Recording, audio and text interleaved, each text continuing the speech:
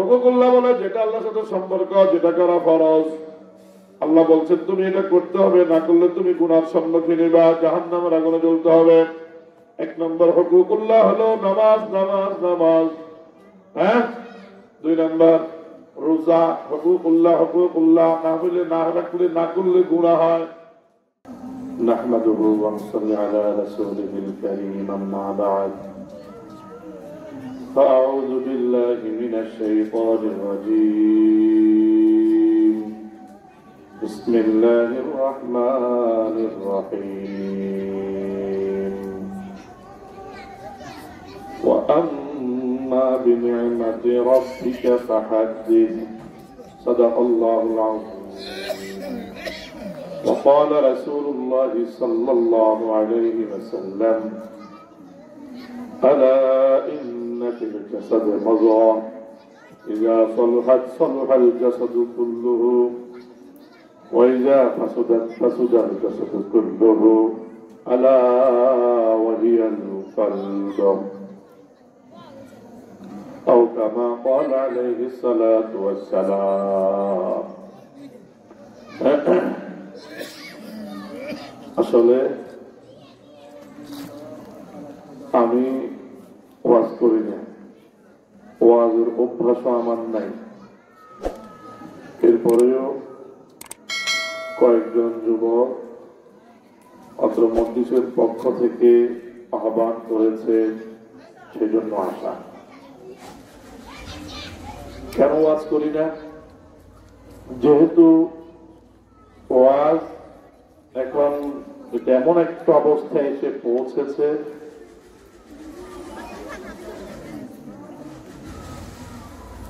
এটার উপরে শ্রোতাদের খুশি, শ্রোতাদের শোনা, শ্রোতাদের জামায়াত অনেক কিছু নির্ভর করে। যেহেতু যেইভাবে এগুলা করা যায় এই গুণাগুণ আমার কাছে নাই, সেই জন্য আমি ব্যক্তিগতভাবে আলহামদুলিল্লাহ আপনাদের দোয়ায় অনেক ওয়াজের আহ্বান এসেছে, যাই না। তারপরেও কেন এসেছি? আমাকে বলছে যে আসলে মসজিদে ইসলাহী আলোচনা হবে, সেই জন্য আমার আশা। ইসলাহী আলোচনা একটু করা যেতে পারে। মাশাআল্লাহ, আপনারা তো যেভাবে প্যান্ডেল সাজিয়েছেন, বড় মাজমা, এত বড় মাজমা জন্য আরো বড় মানুষের প্রয়োজন। এরপরেও যারা আপনারা আছেন, 2-4টি কথা বলবো, চেষ্টা করব কথাগুলোকে কানে কানে না শুনে মনের ভিতরে জায়গা দেওয়ার জন্য। আমি আপনাদের সামনে একটি হাদিস তেলাওয়াত করছি, হাদিস পড়ছি। আলোচনা তো লম্বা। মানুষ, আল্লাহ এই পৃথিবীতে মানুষজনকে সৃষ্টি করে পাঠিয়েছেন। মানুষের ভিতরে আল্লাহ একটা গোস্তের টুকরা দিয়েছেন, দিয়া নবীর মাধ্যমে জানিয়ে দিয়েছেন, হে মুহাম্মদ, আপনি একটু মানুষকে বলেন। এটা হলো একটা চ্যাপ্টার, একটা কথা। আরেকটা কথা আপনাদের সামনে আনবো, একটা হাদিস, এটা আপনারা সবাই জানেন, নুরানি বাচ্চারাও জানেন। قال النبي صلى الله عليه وسلم: إنما الأعمال بالنيات وإنما لكل امرئ ما نوى। হাদিসের মধ্যে আসছে, বুখারী শরীফের সর্বপ্রথম হাদিস, মানুষ যত আমল করে সকল আমলের ফলাফল নিয়তের উপরে। নিয়ত যদি ভালো হয় তার সব ভালো, আর নিয়তের মধ্যে যদি গড়বড় হয় তার সব খারাপ। আমি যেমন আজকে আপনাদেরকে বলি, আপনারা জানেন আজকে আমাদের বাংলাদেশি ভাষা, বাংলা ভাষা আমরা বলি আজকে সবে বরাত, ঠিক না? সবে বরাত আজকে একটু আমলের সময়। মানে এই যে আমরা যে মাইকে এখন কথা বলতেছি, বা যে মসজিদে মাইকে গজল গাচ্ছে, বা যেখানে যারা যেভাবেই করতেছে না কেন, যত যত মানুষ ক্ষতিগ্রস্ত হবে আমার মাইকের আওয়াজের কারণে, সেটা আবার আমাকে নিতে হবে। আমি মানে কর্তৃপক্ষ মানে যাদেরকে আহ্বান করেছেন, হয়তো আপনারা কোনো কারণে আজকে এটা করেছেন। সবে বরাত আমাদের কাজ কি করণীয়? ছোট্টভাবে দুই চারটি কথা বলবো, এরপর আমি আমার মূল কথা চলে আসবো। আপনারা জানেন সব মানে এটা একটা ফার্সি শব্দ, অর্থ হলো রাত্র। বরাত এটা হলো আরবি শব্দ, এটার অর্থ হলো যে মুক্তি। শবে বরাতকে কেন বলা হয় শবে বরাত? হাদিসের মধ্যে আসছে শবে বরাতে আল্লাহ তাবারক ওয়া তাআলা বিশেষভাবে জাহান্নাম থেকে কিছু মানুষকে মুক্তি দান করেন। এই জন্য শবে বরাতকে শবে বরাত বলা হয়। শবে বরাতের কাজ কি? একটু ইবাদত বন্দেগী, নামাজ কালাম পড়া, আল্লাহকে ডাকা, নিজের একান্ত, এই হলো শবে বরাতের কাজ। শবে বরাত আমরা যেগুলো অনেক ভাবে করে থাকি, শবে বরাত খুব বাড়াবাড়িয়ে করা যাবে না, ছাড়াছাড়ি করা যাবে না। বাংলাদেশের শবে বরাত কি করতে হয়ে গেলে অনেক কথা আছে। এক গোষ্ঠী কয় যে কোনো শবে বরাত বলতে কিচ্ছু নাই। এটা সত্য, কোরআনের দ্বারা শবে বরাতের সাব্যস্ত পাওয়া যায় না, তবে হাদিসের মধ্যে আছে। এই জন্য আমরা শবে বরাত পালন করে থাকি। শবে বরাতে কি কাজ? হাদিসের মধ্যে আসছে, আল্লাহ নবী ইরশাদ করেন, শবে বরাতের রাত্রে মাগরিবের পর থেকে আল্লাহ তাবারক ওয়া তাআলা আরশ আজিম থেকে সপ্তম আসমানে আসেন, জমিনের আকাশে আসেন, আয়েশা বলতে থাকেন, কে আছো, কে আছো, কোন সমস্যার মধ্যে আছো, আছো আমার কাছে আছো। তোমরা কেউ কি কোনো গুনাহ করতে করতে গুনার মধ্যে ডুবে গেছো, নিয়ে আসো। আলা মিন মুস্তাগফিরিন ফাআগফির আলা, কোন গুনাহকারী গুনাহ করেছো যদি এমন কোন মানুষ হয়ে থাকো, আমার কাছে আজকে ক্ষমা প্রার্থনা করো, আমি মাফ করে দিব। এরকম বলতে থাকেন, সারাক্ষণ ডাকেন। তোমাদের মধ্যে কেউ কি কোনো বিপদগ্রস্ত ক্ষতিগ্রস্ত হয়েছে কিনা, আসো, আজকে আমি ক্ষমা করব।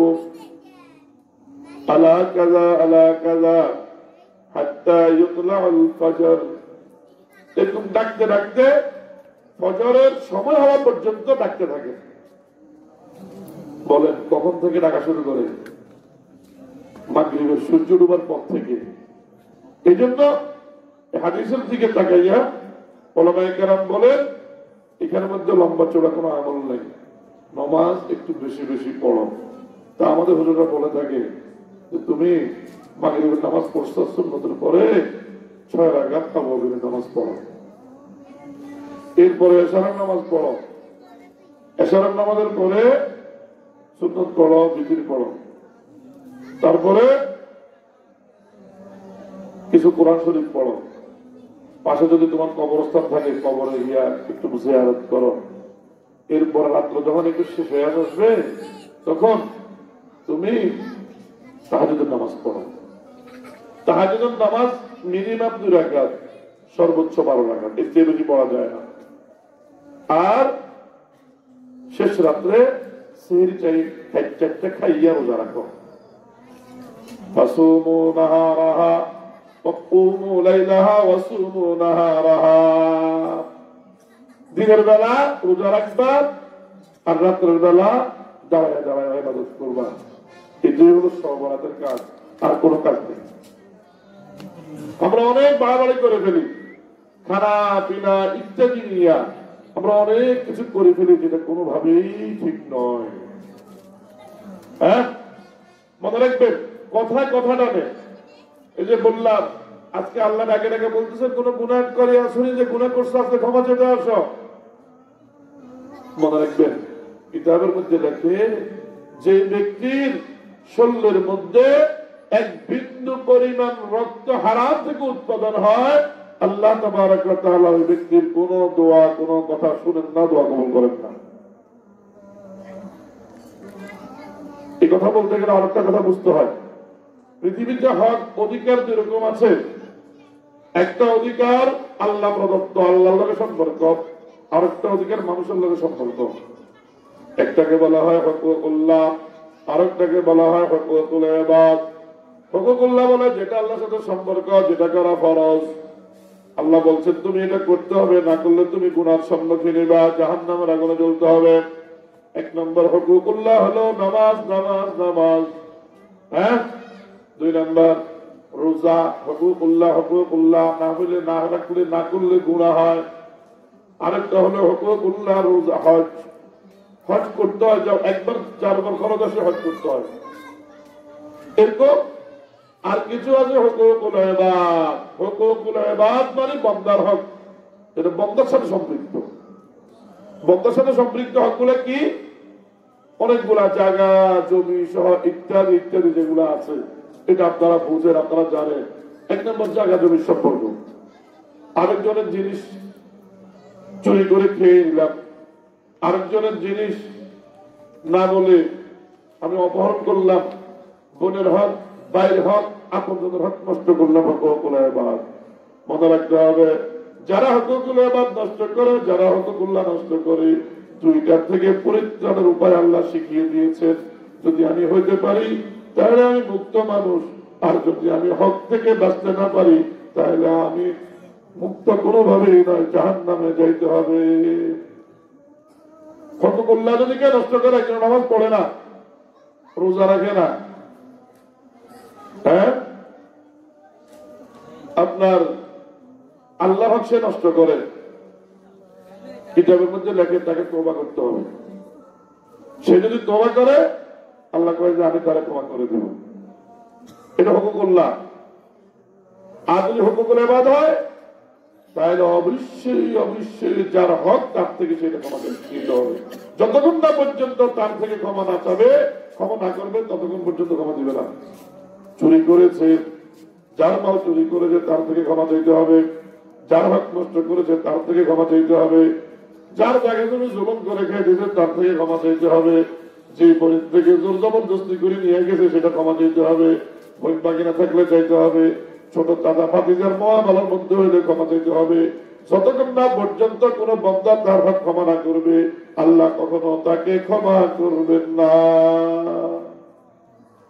এই জন্য আমরা আগে চিন্তা করি। আমি এই কথাটা হাদিসের মধ্যে এই কথাটা বলছি, আল্লাহ নবী বলেন ক্ষমতা রাখবে মানুষ। আলা ইন্না ফিল জাসাদি মাযগা ইযা সালাহাত সালাহাল জাসাদু কুল্লুহু ওয়া ইযা ফাসাদাত ফাসাদাল জাসাদু কুল্লুহু। আল্লাহ নবী সাহাবা কেরামকে বুঝিয়েছে, বুঝিয়ে কয়ে শোনেন, মানুষের শরীরের মধ্যে একটা গোশতের টুকরা আছে, এটা যদি ভালো হয় পুরো শরীর ভালো থাকে, আর এটা যদি খারাপ হয় পুরো শরীর খারাপ হয়। সাহাবায়ে কেরাম বসে রয়েছে শোনার জন্য আগ্রহ যে এমন গোশতের টুকরা আমার আছে কিনা, আমি কি ভালো না আমি খারাপ। আমি যদি ভালোর মধ্যে হই তাহলে আমি ভালো, আর আমি যদি খারাপের মধ্যে হই তাহলে আমি খারাপ। আল্লাহ নবী বলতেছেন মনে রাখবা, আলা মন দিয়া শোনো, মন দিয়া শোনো। সেই গোশতের টুকরাটার নাম হলো ওয়াহিয়াল কলব। এই গোশতের টুকরার নাম হলো কলব। কলব কলব মন যার ভালো, এটা আমাদের একটা কথা আছে, মন ভালো যার সব ভালো তার।